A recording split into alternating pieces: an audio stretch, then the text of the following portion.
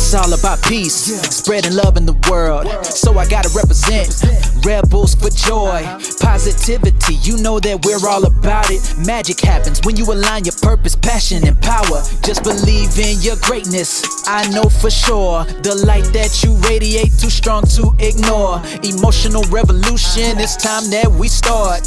Love, we need more. We are rebels for joy. Woo! Hey sisters, welcome to another episode of Rebels for Joy. I'm one of your rebellion leaders, Bonnie Kelly, here with my soul sister, Jillian. Hello, girlfriend. How are you? I'm the other rebel leader. Look at us. Hey there. I love it. Jillian was really excited about wearing a purple shirt or pink shirt today. And what happened to that pink shirt? Well, for those of you that know me, you know that I have an almost 3-month-old at the point of recording this.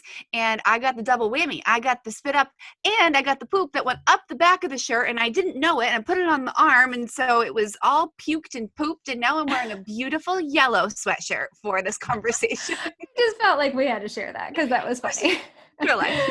It was the first thing out of her mouth. Like, I had a pink shirt on today, and now I have a yellow shirt. I'm like, cool, way to be adaptable, sister.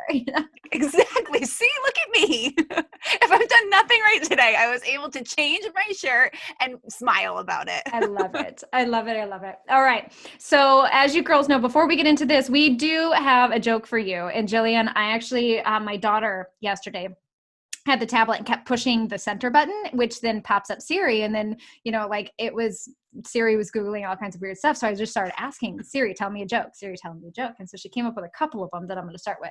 So the first one was like, I absolutely wanted to tell you a Frozen joke, but I couldn't think of anything else. Yeah. Well, wait, is that the joke? Wait, you absolutely wanted to tell me you couldn't think of anything else? I'm like, tell me more. It was a pun. All right, that was number one. Obviously, that's a flop. It was so funny. You guys can tell we do not practice these before we get on. Number two. All right, here we go. What do you call a dog who's good at magic? A labracadabradoodle. Oh my gosh, that's so cute. My sister is going to die at that. That is so cute. I laughed. My husband was like, that's not really funny. I'm like, yes, it is. And I just kept walking around the house all day so I wouldn't forget it. And I was just like, labracadabradoodle, labracadabradoodle. My sons are wicked into Pokemon right now, and there are some mythical Pokemons, and they have like really cool names. Like one is Ala, and then the one that it evolves into is Kazam. And so I'm like, that's just like so silly. Ala Kazam, that's great. It's so cute. Oh, but so not what we're talking about today. No. We just wanted to start you guys off with some fun, some silly, some smiles. We've actually heard from a lot of you who are using these jokes with your kids to get a good joke or get a good giggle out of them. And if you've got a good joke, please don't hesitate to submit it. Share it with us. You can tag us on social media. You can send it in a private message. Or if you're watching this, you can totally screenshot it and then put it in your stories and tag us on there as well. We love hearing from you guys as well. But Sure do. Topic of conversation today is very different. Where are we going, Jillian? We are going into the 2 major excuses in life, because you can apply this. So for the entrepreneurs out there, you're going to be like, oh, these are the 2 excuses I hear the very most in the sales process. If you're a mom out there, you're like, oh, these are the 2 very excuses that I give myself as to why I can't do anything in life. Yeah. These 2 excuses really run the full spectrum of being. And we're going to talk about what they are, and then we're going to talk about what's really underneath, like the energy behind them and what they're really about. And again, so grateful that we actually got to have this deep level of conversation in our Rebels University group, because these popped up this very week on our call. And Bonnie, I mean, you were looking at all of our ladies right alongside me, and like the minds were just being blown when we talked about what's really underneath these 2 excuses. Yeah, because we didn't take them just to the surface level, because a lot of times it's like, okay, here's the excuse, or here's the limiting belief, or here's the insecurity. And, a lot of people keep it on that surface level because reality is most people are afraid to go to the depths that we do.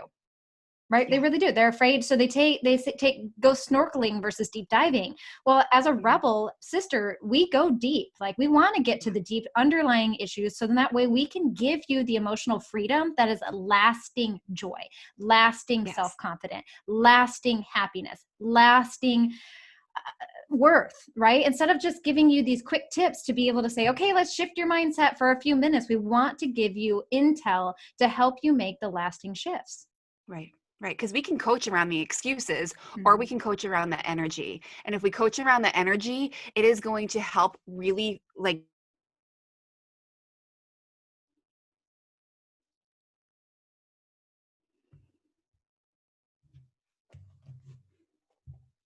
I forgot to switch to the internet.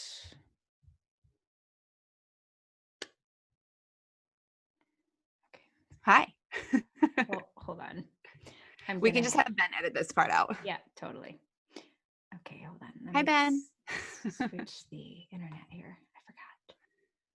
Give it a second. So grateful it worked. Thank you, phone. And now I got to plug my phone in. Hold on. Otherwise, that's not going to survive. I love how you're whispering. I think it's because then the audio stays low so he can see that the audio is still low. That's why I'm whispering. Because sometimes like in the tracks, like if it's really, really low, then he realizes that it's like there's a gap here. Okay. We're going to do a quick clap so he knows to start. Wait, we didn't talk about where we left off. Hold that thought. Because I asked a question. And so you start off, we're going to do a clap. And then you start off with say, let's do it. Okay. Yeah. All right. Let's do it. Okay. So the first excuse, actually what I'm going to give both excuses and then we can dive underneath both of them because they really go hand in hand in a lot of ways. So the two major excuses that you are hearing from people in business, that you are utilizing as weapons against yourself, that you are seeing in the abyss are, I don't have enough time and I don't have enough money. Yeah.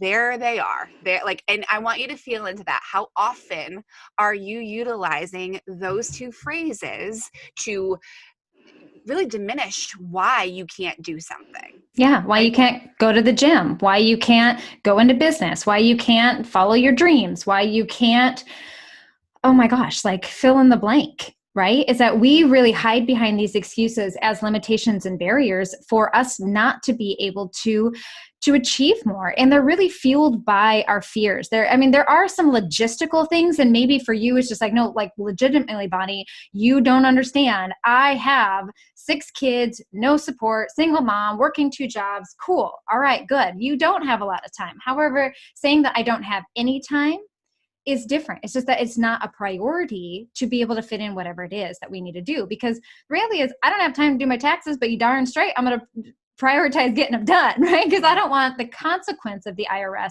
after me. Right. So let's dive into these bit further because that's really the surface, right? Like this, and we're going to talk about how we can overcome it, but let's talk about the first one. Let's talk about the, I don't have enough time. Like where energetically is that actually emanating from? Yes, really good question. And I love that you were utilizing the word priorities. So we'll definitely get in and around that because if you reframe it, like that's just not my priority, it becomes so much different. But the true energy underneath the sentiment that I don't have enough time is that I'm not willing to gift myself that time. Usually it's an invitation to self-intimacy. Yes. I've heard people say, oh, that's an intimacy issue. And I don't like presenting it in the negative like that because I think that anytime we recognize where we are saying things and having it hold us back, it's actually an invitation into something greater. It's an invitation into abundance. And so with the excuse, I don't have the time, what I want you to really sink into is that truthfully, what's actually happening energetically is that you are not giving yourself the opportunity to get intimate with yourself. Because when we get intimate with ourselves, we ask ourselves the question, well, what do I want? Yeah. And so in this busy world, we are go, go, go, and we fill up our time with all the stuff. And at the end of the day, complain that we got nothing done or we didn't do the thing that we wanted to do.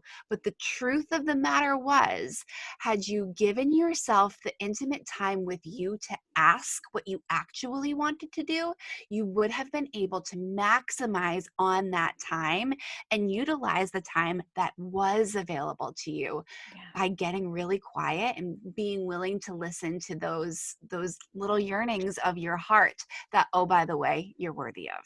Yeah. And I think this is the biggest, one of the biggest obstacles when, whether it's our students coming in to coach with us or coming into Rebels University, whether it's just anytime like really working on yourself, is that this is one of the first hurdles, the first barricades that are going to come up because we are very busy. Like there's no person that I've ever met that doesn't have a giant to-do list of things and responsibilities and children and all of the stuff that prevents us, where we logistically, it's like, yeah, there isn't a tremendous amount of spare time, or maybe you do have spare time, but in that silence is that there's so much unease. Like we're uneasy about what's underneath there. We're so afraid that if I open Pandora's box, that I'm not sure if I'll be able to close it again, or that if I start looking at these aspects of myself, that it makes it truer than what it is in my head. Like all of these things are starting to come bubbling to the surface.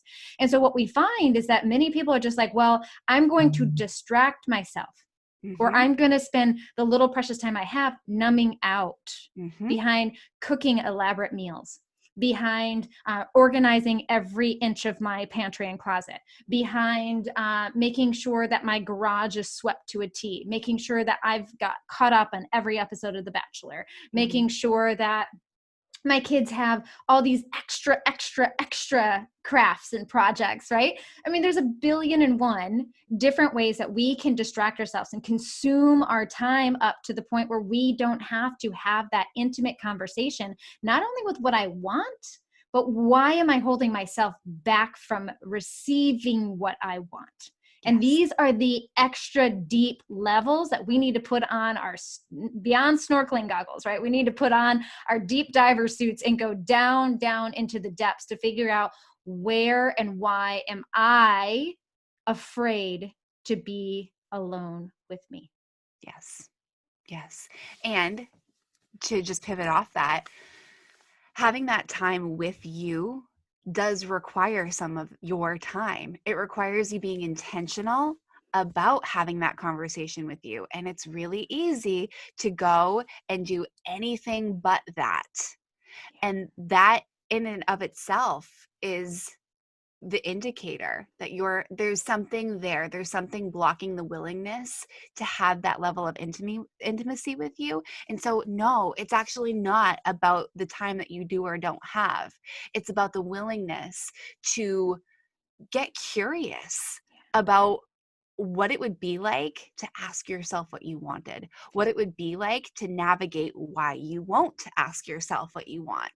That curiosity is going to be the thing that is going to be your ticket into intimacy, but it's got to be intentional. And it's a lot easier to say, I just don't have time. It's kind of like, have you ever asked your kid, or actually an adult, to be perfectly honest, well, what do you think about this? Or what did you learn today? Or what do you want to do? And the easy answer is what? It's, I don't know. Nothing. That is the easy answer, because it doesn't require, it's the get out of jail free card. We can say, I don't know. And a lot of times we won't be pressed into actually knowing. And it allows our brain to stop moving, to stop functioning. If we say, I don't know, we don't have to dig something up. Same thing with this level of self-intimacy. If we say the words, I don't have enough time, then what that really is indicating is that I don't have the willingness to be intimate with myself, to get to know how it is I truly feel, what it is I truly want, where it is I want to go. Right? And so it's the easy button to stopping you from having that deep dive conversation with one and only beautiful you. Yeah. And so before we pivot off of this one, there's two different key points I really want to highlight here. Is that the first one being that this, I don't know, really is the ultimate excuse, right? It's the slammer between the conscious and the subconscious mind. And it's what perpetuates us to stay stuck in stagnant water.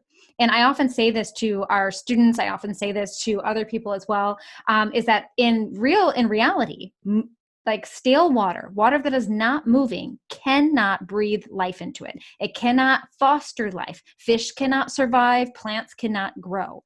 It requires movement for the water to have breathable so that life can sustain itself. Well, the same is true for us, is that when we slam that I don't know door over and over again, then we are basically saying, I'm okay with staying in the muck, and nothing can grow from that.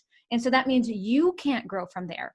So instead of saying, I don't know, I would love for you to start to begin to say, well, I'm open to figuring it out. Yeah. Or I'm open to receiving guidance with this. Yeah. So that's number one. Number two, by not doing that, know that it is the ultimate path to self-sabotage. Yes. Ultimate path. Okay. Because what will happen is that we will start to distract ourselves and keep us so busy to the point that we are wasting 10 times more energy doing all the distractive work, like scrubbing our baseboards and, cleaning and organizing our kids' pantries and our pantries and closets and all the things, and folding all the towels for the 15th millionth time because they're just not right in the closet. All of that energy is literally taking up 10 times more than it would if we actually just, what they call that book, right? Eat the frog, right? The big ugly thing first, which is getting silent. Because self-sabotage is ultimately where procrastination, avoidance, shutdown, numbing out, all of that is going to emerge, and talk about now having those experiences, which then revalidate all the gunk of not being enough and not being worthy and not being whatever. Right? So, let's get off the crazy train and let's start getting on the movement train of really looking at what we want and what's stopping us from receiving it. Yeah. Beautifully Ready to get said. into number two? Yeah, let's get right into number two. So the second excuse is, I don't have the money. And this one, we know that the topic of money can be pretty triggery with you, our listeners, our clients. It's with women in general, quite honestly, with moms, which is fascinating because moms have like 85% of what is spent out there is spent by moms. So we would think that we'd be a little bit more like confident about this, but this is still a huge, huge, huge struggle within women specifically. But I don't have the money for that. Yeah. And when we are saying, I can't afford that, I don't have the money for that, there's not enough coming in for that, what we're actually tooting the horn on is that I'm not worthy of that. Because the reality, I'm going to jump in really quick, because that 85% is that of money that we spend is majority, I bet you, is on everyone else. It's on the needs of our children, our spouses, on everyone else. And it isn't those super shiny, awesome, brand new kicks that you've been dying to have because you're like, oh my God, my feet are just craving to feel that sexy. But you're like, oh, that's not a necessity. Yeah. Right? It's not. And so that does boil down to a worthy thing. And we actually did an episode on this not too long ago. I can't remember exactly what episode it is, but it's like, am I worth it? So check it out. I'm sure not that far back. No, yeah. And we dove really deep into this. And so we wanted to bring the couple of these together, the self-intimacy and the self-worth, because the two are really, really, really connected and one bleeds into the other. Yep. But for the sake and context of this conversation, when we utilize, I can't afford that, or I'm not making enough, or really judging yourself by way of utilizing money and currency as a weapon against you, what you're actually getting at is that you don't feel worthy. You don't feel worthy. You don't feel worth it. And you are forgetting that you are innately worthy of what it is, here's the word again, you want. Right? And so this is the deeper level conversation. And we're bringing the two of these to you because what we're looking for here, ladies, is for you to learn how to trust yourselves. Yeah. And when you are willing to do this deep self-intimacy work, to ask yourself what you want and recognize that you are worthy, you will allow yourself to actually take the jump and give yourself what you want because it feels good. And as you do that, you're going to feel good. And as you feel good, you start to trust yourself. It's a cycle. We talk about this all the time. Everything is cyclical, but it takes doing the intentional work. It takes realizing like, oh my gosh, I just put a Band-Aid over all of this stuff by either saying I don't have the time or I don't have the money, when actually I'm not looking at what's going on under the hood for real. Yeah. And it's that I'm not giving myself the moments, those sacred moments to just check in. I am pushing through. I am numbing out. I'm pretending I'm not feeling so bad. And then on the other side, when it comes to actually spending or bringing things or experiences into my life, I'm not allowing myself that either because I don't feel worthy of them. Yeah. And so we justify and rationalize why not to spend the investment in ourselves to better ourselves in any facet, in any way, other than just the fact that you deserve it. And it's okay. You guys, like, I had this epiphany the other day. I'm pushing 40. I know I look like I'm 12 if you actually get to see me. But I realized that it's like, I've got, if I'm lucky, around 60 to 65 more years. That's it. 60 to 65 more years. Okay. So literally my parents are in their 60s, right? You know, in their mid or late 60s right now. It's like, that's the extent that I have left here. Mm-hmm. Am I going to choose to spend that remaining time in my insecurities, in my fears, holding myself back, and getting to the point where now it's like, okay, maybe out of that 6 years, I've only got maybe 30 more of working years left, right? Like, of really to truly embrace my ambitions and dreams and make a difference in this world. Am I going to wait and keep putting it off because it's like, well, I don't know how, and I don't have the time, and that's a great fantasy, and I've got to be responsible, and I've got to be all these things. And the reality is I just don't feel worthy of accomplishing these things. I don't feel worthy of receiving or to have my voice or to spend that extra income into learning how to be better so that I can better this world in some way. Yeah. And get to that point where I then look back and regret the fact that I don't ever do this? Or am I going to seriously stand here and say, I'm going to figure this out. I'm going to find out whatever way that I can, because at the end of the day, when I'm better, I do better. Yeah. I do better for my family. I do better for my children. I do better for my wallet. Yeah. Okay. I do better for my income. I do better for the world. I do better in every aspect and every facet. And when I really think about that, and I really think it's like, there is a certain some urgency that is just like, look, like, now's the time, not next week, not next year, not yesterday. Now, today is the day that I have to make those choices to say, it's like, okay, where am I holding myself back because I'm afraid? Yeah. Where am I holding myself back with these excuses that I don't have time and I don't have money? And where can I start pivoting and making adjustments, minor adjustments, to start aligning myself with having the money and having the time? Yeah. I've got 2 questions that are really going to be able to help our women. And they were perfectly planted as you were speaking those beautiful words, Bonnie. So thank you for that. So the next time you are in a situation where you are going to say, I don't have the time for that, I want to go back to what Bonnie was saying before. And I want you to ask yourself, am I willing to prioritize myself? So when you want to use the excuse, I don't have the time, I want you to replace that with, am I willing to prioritize myself right now? So that's the one, that's the question for time. The question for money is, do I value myself enough right now?